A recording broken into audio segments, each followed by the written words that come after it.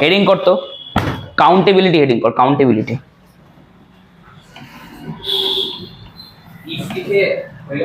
হ্যাঁ একটাই নোট ওখানে, আমি ওটা লিখালাম না, ওটা জানিস তো তোরা।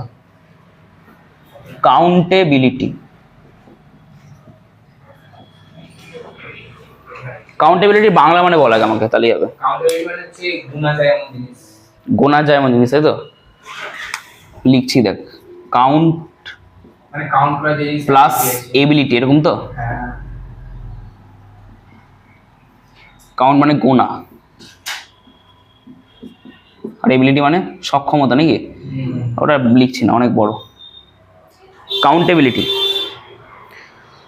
যদি তোকে বলে যে একটা সেটের কাউন্টেবিলিটি মানে কি, কি বলবি তোরা? সেটটাকে গোনা যাবে মানে কি? মানেটা কি? সেটার মধ্যে কটা এলিমেন্ট? সেটার মধ্যে এলিমেন্ট মানে কি? সেটার মধ্যে কটা এলিমেন্টকে কি বলি আমরা? একটু আগে তো বললি কার্ডিনালিটি, মানে যে সেটের কার্ডিনালিটি আমরা বলতে পারবো, তাই তো? জানি না, বাড়ি গিয়ে দেখে নিবি, দেখে নিবি, বই আছে মানে, বাদ দে, জানতে পারবো আমরা। মানে যে সেটের কার্ডিনালিটি আমরা বলতে পারবো সেটাই কাউন্টেবল সেট বা কাউন্টেবল সেট, মানে গোনা যাচ্ছে এরকম সেট, তাই তো? তাহলে কি এরকম সেট আছে যেগুলো গোনা যায় না? ভেবে চিন্তে বলবি, আছে? Example, natural number, whole, real number, তাই তো? আচ্ছা, আমাকে বলতো, যখন কোনো কিছু গুনি আমরা রিয়েল লাইফে, তখন আমরা কোন সেটের হেল্প নিয়ে গুনি? তোরা 5 জন আছিস, আমি 1 2 3 4 5 এভাবে গুনলাম, তাহলে কোন সেটের হেল্প নিয়ে গুনলাম? Natural number. যখন গুনছি তখন ন্যাচারাল নাম্বার হেল্প নিয়ে গুনছি, তাই তো? দেখ আমি লিখছি এবার, ধর ন্যাচারাল নাম্বার লিখলাম, এখানে কি কি আছে এভাবে গুনছি আমি। যদি তোকে জিজ্ঞেস করে যে 2 লাখতম পথ কোনটা, তোরা বলতে পারবি? এখানে বলতে পারবি না?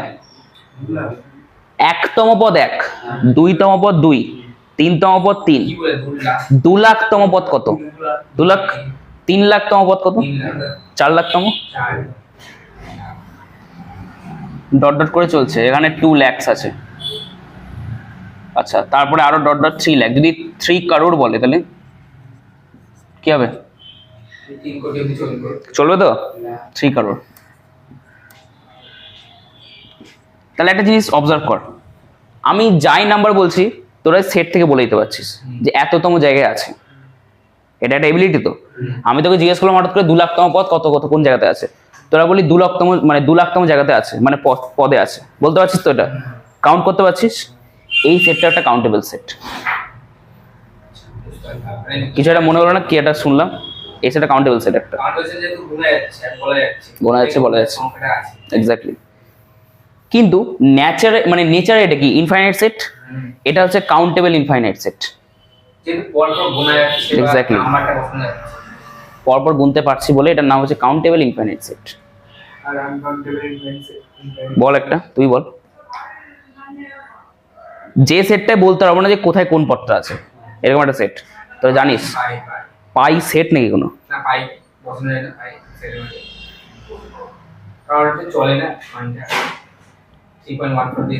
তো ব্যাপারটা বুঝতে পারলি না।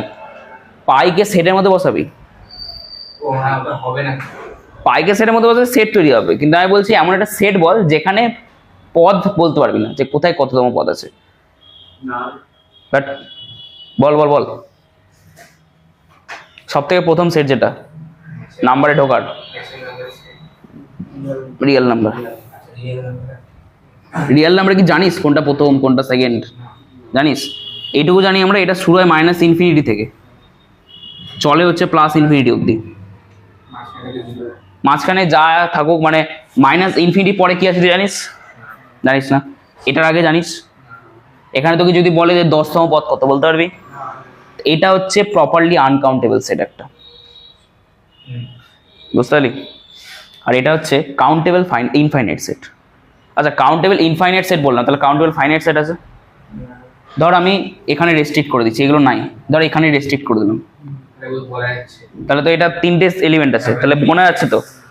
তাহলে এটা ফাইনাইট সেট একটা, তাহলে every finite set is countable বলতে পারবো, বলতে পারবো। এটাই বাকি ছিল। এবারে লিখতে হবে একটু ভালোভাবে যাতে তোরা খাতা দেখে মনে আসে। তার জন্য একটা ছক কর, বলছি ছকটা করবি এরকম ভাবে।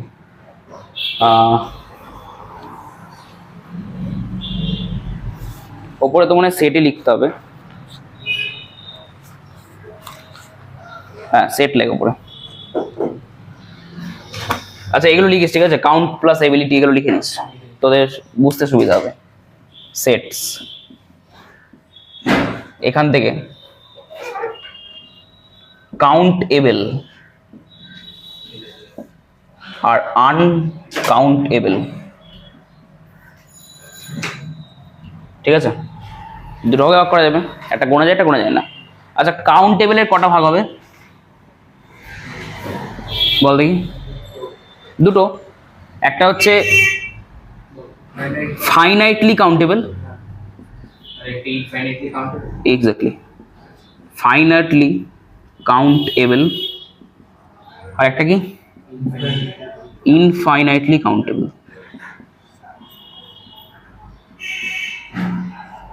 আচ্ছা এটাকে ভাগ করা যাবে আর আনকাউন্টেবলকে কিরকম? ফাইনাইটলি আনকাউন্টেবল কি জিনিস? যাচ্ছে না তো। ফাইন ও যেটা বললো, দেখ ফাইনাইটলি আনকাউন্টেবল মানে সেটটা ফাইনাইট, সেটটা ফাইনাইট যদি 1 2 3 হয় তাহলে এটা ফাইনাইট, কিন্তু আনকাউন্টেবল কিভাবে হচ্ছে? কিন্তু তিনটে এলিমেন্ট তো গুনতে পারছি, এটার কোনো ভাগ হয় না, বুঝতে পারলি? আচ্ছা ফাইনাইটলি কাউন্টেবল এটার উদাহরণ কি হবে? যে কোনো ফাইনাইট সেট, তো এখানে ব্র্যাকেটে লিখবি অন্য কালিতে এভরি ফাইনাইট সেট। আর ইনফাইনাইটলি কাউন্টেবলের উদাহরণ কি হবে? ন্যাচারাল নাম্বার রে, রিয়েল নাম্বার কেন? Natural number. আর এটা আনকাউন্টেবল উদাহরণ রিয়েল নাম্বার, হয়ে গেল। শুধু রিয়েল, আর কিছু হবে না? ইন্টিজারের মধ্যে ঢুকে যাবে, গোনা যাবে। বুঝতে পারি তাহলে এই ফান্ডাটা কি? এই জিনিসটা খুব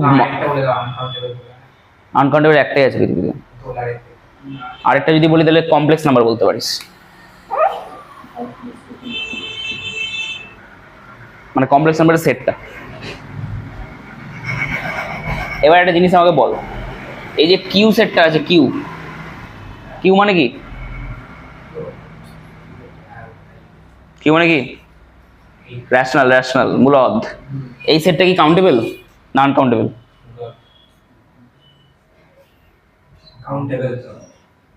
ঠিক ভাই বল। আনকাউন্টেবল। Infinite countable. গুনতে পারবো না। ভাব কি? মূলত আমার টি বাই কিউ আমরা লিখে দেব। তো পি বাই কিউ তাহলে সবই লেখা যায়। রিয়েল নাম্বারের গুণাতে যাচ্ছে 1, মানে 1/2, হচ্ছে না, দেখলে তো বলতে পারবো। হচ্ছে না, হচ্ছে না। আমাকে বল কিউ এর প্রথম এলিমেন্ট কে, বলতে পারবি? পসিবল না। কিউ এর সেকেন্ড এলিমেন্ট, সেটা পসিবল না। কিন্তু এবার শুনলে অবাক হবে, কিউটা হচ্ছে কাউন্টেবল সেট। এটা হচ্ছে, সেটা না বুঝে বললি তোরা, বুঝে তো বলতে বললাম। এবার কেন কাউন্টেবল সেট এটা তো আমি আসবো না, এটা তোরা হায়ার স্টাডিজে পড়বি। জাস্ট জেনে রাখ কিউটা হচ্ছে কাউন্টেবল সেট, মানে ধর হচ্ছে ইনফাইনাইটলি কাউন্টেবল সেট। বুঝতে পারবি না,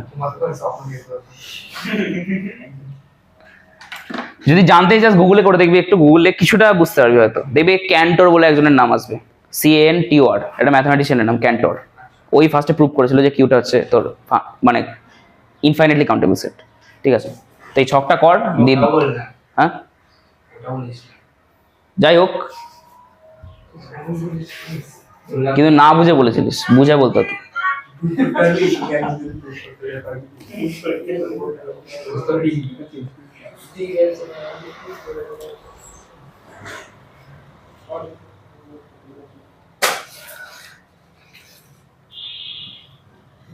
হলো?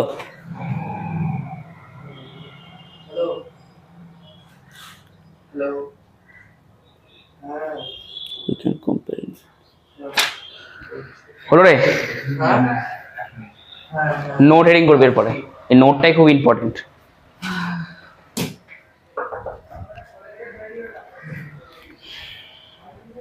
নোটে 1 নম্বরে লেখ, নোটটা হেডিং কর, দি নোটে 1 নম্বরে লেখ। তোরাই বলবি নোটটা, আমি বলবো না, একটা একটা করে বল। আরে 2 মিনিট ইনফাইনাইট কাউন্টেবল তাহলে ওটা কিউ লিখতে হবে না মূলত? আমি লিখাচ্ছি ওটা, তোকে কিছু, তুই জাস্ট এই ছকটা তোল খাতায়, আর কিছু করতে হবে না, হয়েছে? 1 নম্বরে লেখ, নোটে লেখ যে, আচ্ছা এখানে ফাইনাইট সেট লিখেছি, গোনা যাচ্ছে তো, তাহলে every finite set is countable. 1 নম্বর নোট লেখ, every finite set is countable.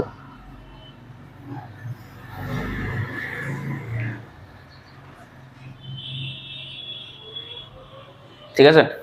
আচ্ছা এই ন্যাচারাল নাম্বারটা ইনফাইনাইট সেট কিন্তু কাউন্টেবল তো, তাহলে some infinite set can be countable. Some infinite set can be countable. হলো? Can be countable. আচ্ছা এ আর আর সেটাও তোর হচ্ছে ইনফাইনাইট সেট কিন্তু কাউন্টেবল না, তাহলে some infinite set can be uncountable.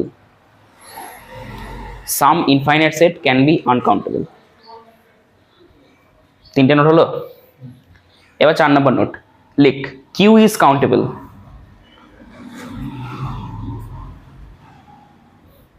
Bracket লিখে রাখবি রিজন ফ্রম গুগল, তো বাড়িতে দেখবি। আচ্ছা 4 নম্বর না 5 নম্বর নাকি? 5 নম্বরে নোট লিখবি হচ্ছে এইটা, দাদা এটা ভালো জিনিস দেখতো। এটা আমরা 1 এর পর কি বলি বলতো? কেন বলি?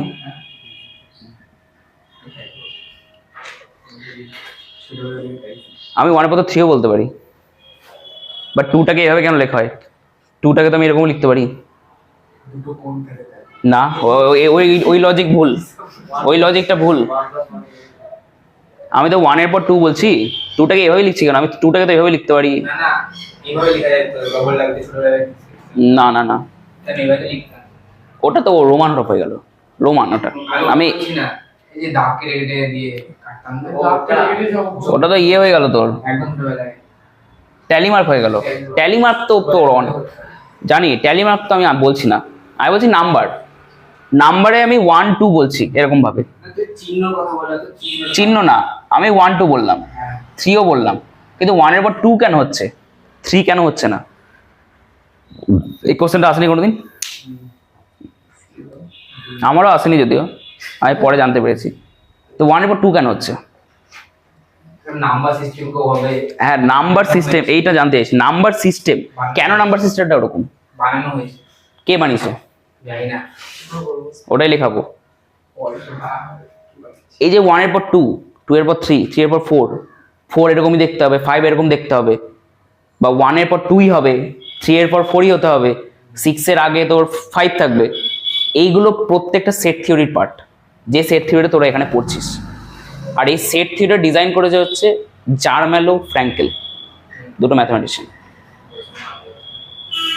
ঠিক আছে? ওই জার্মেলো আর ফ্র্যাঙ্কেল যে সেট থিওরিটা আমাদেরকে দিয়ে গেছে, সেই সেট থিওরিটাই করছি আমরা। ওই কারণেই আমরা 1 এর পর 2 বলি, 2 এর পর 3 বলি, 3 এর পর 4 বলি, বা 4 এর আগে 3 বলি, বা 2 কে এরকম দেখতে, 3 কে এরকম, মানে এই জিনিসগুলো ওরা বলে দিয়ে গেছে, আর ওটাকে আমরা ফলো করে আসছি। মানে আসলে নাম্বার সিস্টেম বানিয়েছে ওরা। ইয়েস, নাম্বার সিস্টেম না, নাম্বার সিস্টেমের আন্ডারে যে সেট থিওরি পড়ছি আমরা, সেটাকে ওরা বানিয়েছে। এইটা ছাড়া আরো সেট থিওরি আছে, কি মানে বুঝতে পারলি তো? তা লেখ, এটা লিখাবো কি? আচ্ছা লেখ যে our set theory is designed by, our set theory is designed by Zermelo Fraenkel axiom. Axiom মানে মনে আছে? স্বতঃসিদ্ধ অ্যাক্সিওম মানে, এটা স্কুলে জিজ্ঞেস করবি ছেলেপেলেকে। যারা ম্যাথ নিয়েছে।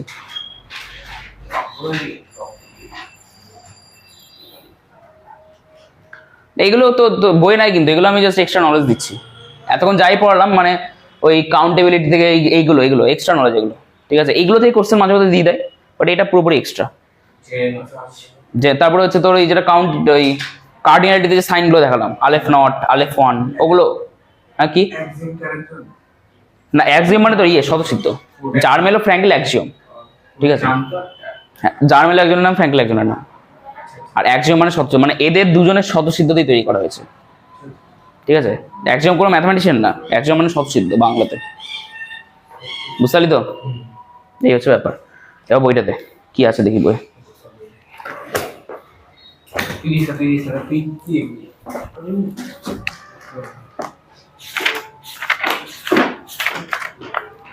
আচ্ছা বইটা এনেছি সবাই? প্রথম পেজটা খুলতো।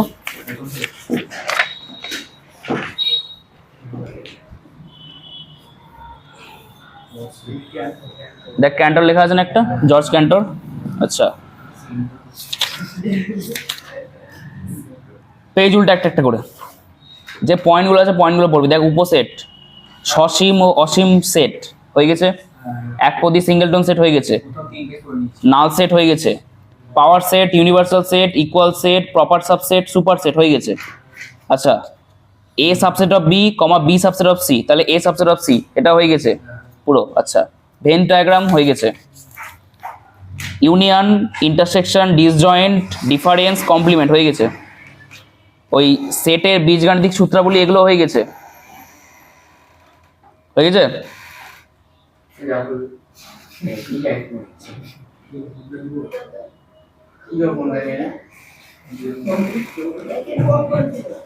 পরে দেখছি যা। আচ্ছা ভেন ডায়াগ্রামের মাধ্যমে ওই প্রুফগুলো করে দিছি না তিনটে? আচ্ছা হয়ে গেছে। আর কি ওই দেখ পেজ নাম্বার 16, ডুয়ালিটি। ডুয়ালিটি হয়ে গেছে না? আগের দিন ডুয়ালিটি হয়ে গেছিল। ডুয়ালিটির নিচেই দেখ ওই যে ফর্মুলাগুলো আগে লিখালাম, n of A plus n of B, তার নিচে আছে, হয়ে গেছে। আজকে হলো আমাদের থিওরি শেষ। কি প্রমাণ?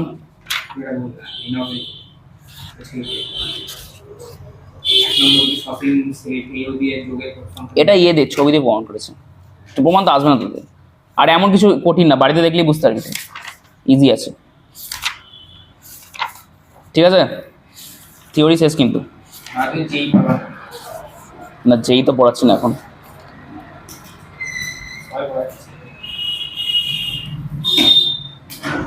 থিওরি পড়িয়ে দিচ্ছি, থিওরিটা হয়ে যাবে তো। এটা আগের দিনই বলেছিলাম, বলছি আরেকবার দাঁড়া। এটা কার বই রে? ও কষতে হবে, এমসিকিউ গুলো পড়ে নিচ্ছি সব।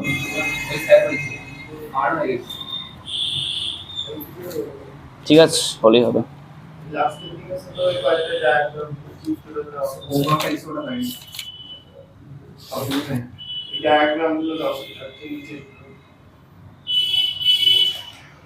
দেখতে হবে, ঠিক আছে? দেখ অঙ্ক দেখ কয়েকটা, এবার বইয়ের অঙ্ক না, কয়েকটা এক্সট্রা অঙ্ক দেখাচ্ছি। তাহলে সিলেবাস শেষ তো নাকি? সিলেবাস তো শেষ। কি বল আবার তুই দেখে দেখ, তোদের যেই সিলেবাস যদি 100% হয় না, তার মধ্যে 90% আমরা বোর্ড যে সিলেবাসে পড়ে নি অলরেডি, 10% এক্সট্রা পড়তে হয়। তো এই 90%-এ আমি পুরোপুরি ফোকাস করে পড়িয়ে দিচ্ছি তোদেরকে। হ্যাঁ সেটা তোকে বলছি আরেকবার, এই 90%-ই তোকে চাপ নেওয়ার দরকার নেই, তুই শুধু এই 10%-ই চাপ নিবি, এটা হচ্ছে ব্যাপার। তো যেই পড়া হয়ে যাচ্ছে অর্ধেকের বেশি।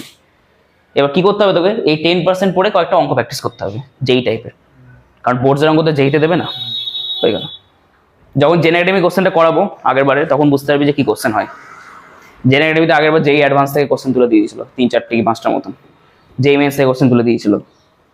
হাইয়েস্ট মনে উঠেছিল জেন একাডেমিতে 13 না 14, 40 ফার্স্ট সেমে। তো এই হচ্ছে কয়েকটা করাবো আমি, চিন্তা নেই। কিন্তু লাধুরামে কোশ্চেন খুব ইজি করেছিল, মানে জল কোশ্চেন করেছিল। কিছুই নাই লাগবে আমি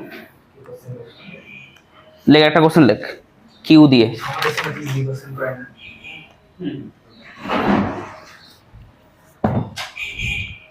কি কোশ্চেন লিখবো কোশ্চেন লেখ একটা খাতায় এবার যদি কোশ্চেন